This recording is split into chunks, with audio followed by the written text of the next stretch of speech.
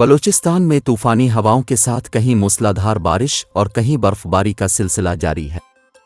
चमन, क़ला अब्दुल्ला, पेशीन, मुस्लिम बाग, क़ला साइफ उला और बुलान तूफ़ान से मुतासिर हैं, जहां शदीद बारिशें हुईं।